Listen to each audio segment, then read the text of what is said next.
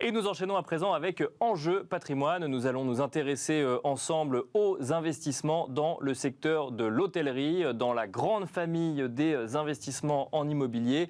L'hôtellerie montre une certaine résistance en ce qui concerne ses performances. Et pour en parler, nous avons le plaisir de recevoir sur le plateau de Smart Patrimoine Anna Cohen. Tout d'abord, bonjour Anna Cohen. Bonjour. Vous êtes gérante chez Extendam et à vos côtés, nous avons le plaisir d'accueillir également François-Xavier Legendre. Bonjour François-Xavier Legendre. Bonjour Nicolas. Vous êtes associé chez Retores. Votre vision plus conseiller en gestion de patrimoine, entre autres, et donc potentiellement de recherche des meilleurs investissements ou des meilleures offres d'investissement pour vos clients.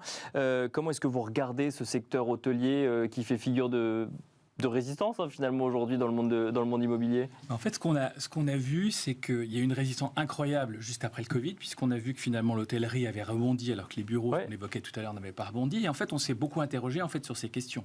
Et on voit en fait que le monde de l'hôtellerie a changé avec la digitalisation. C'est-à-dire qu'avant l'hôtelier, on en rencontre encore tous les jours, qui sont en train encore de gérer leur taux de remplissage avec un petit cahier à la main. Et puis il y en a d'autres qui utilisent maintenant énormément d'outils, des logiciels qui permettent de remplir les hôtels en permanence. Un hôtel doit être toujours rempli. Donc si on est dans une phase de basse eau quelque part où il y a peu de touristes, il va baisser les prix. Et en période, il peut ajuster comme les JO, ce genre de choses qui arrivent. Ils vont pouvoir majorer leur prix et donc être tout le temps rentables. D'accord. Et on se rend compte que l'hôtel... Donc ils ont plus de levier quelque part, les hôtels? Est-ce que les clients restent maximum une semaine, contrairement au bureau où les clients sont là sur... Ça une semaine, les clients. Ils sont plus autonomes qu'ils n'étaient avant. C'est-à-dire qu'avant, il y avait besoin même de touristes qui arrivaient, qui venaient de l'étranger, donc il fallait qu'ils aient des accords avec les tours opérateurs. Aujourd'hui, avec les systèmes de réservation, ils peuvent dire « je veux me spécialiser sur l'Allemagne » et ils vont avoir des clients allemands qui viennent. Donc le taux de remplissage, en fait, s'est transformé. Puis après, il y a toute une nouvelle histoire, ce qu'on évoquait tout à l'heure, qui était le lifestyle, c'est-à-dire que les gens veulent des hôtels différents. D'accord. Excusez-moi, mais je pense que ça fait quand même longtemps que les hôtels ils sont digitalisés. Genre le groupe Accor, tout ce qui est service de revenu management, c'est ce que vous décrivez. Enfin, je connais aucun hôtel qui fait ça à la main. Ça fait 20 ans que Alors en fait, c'est parce une transition digitale des hôtels, c'est ce que vous voulez dire, effectivement, d'utiliser... En fait, je suis en train de vous parler des cibles que chez Retores on cherche. C'est-à-dire qu'on cherche des petits hôtels qui font entre 30 et 50 chambres.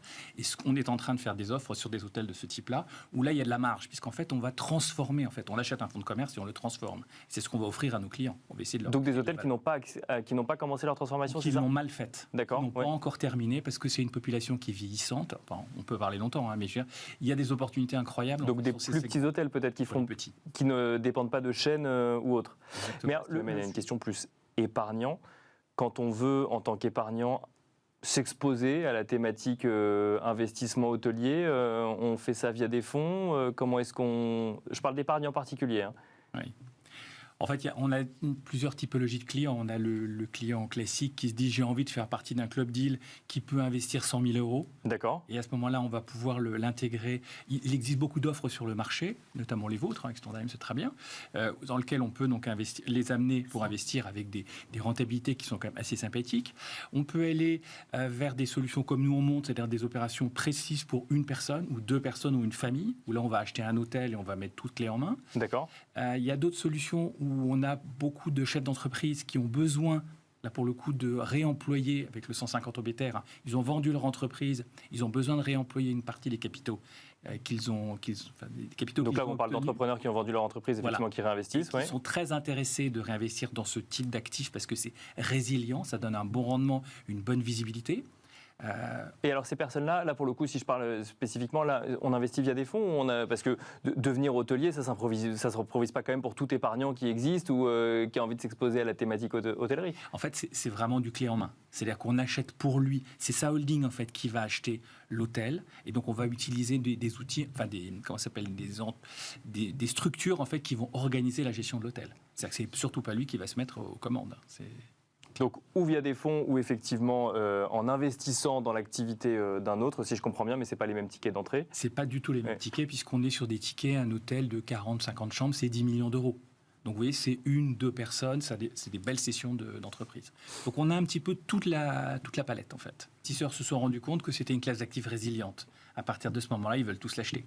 Autant sur les bureaux, c'était plus compliqué, mais là, ils ont vu ce qui s'est passé. Ils ont vu qu'il y avait eu des PGE, que le gouvernement avait aidé. Donc finalement, il n'y a pas eu de faillite hôtelière particulière. En tout cas, s'il y en a eu, c'est celle qui devait de toutes les manières avoir lieu, quoi. Il n'y a pas eu d'incidence supplémentaire, que ce soit en lien avec le Covid ou la hausse des taux. Les hôtels ont été soutenus par les PGE et ceux qui n'avaient pas les moyens d'être soutenus, c'est parce qu'ils n'avaient pas des bilans assez solides et donc ils étaient déjà pas très bien financièrement avant.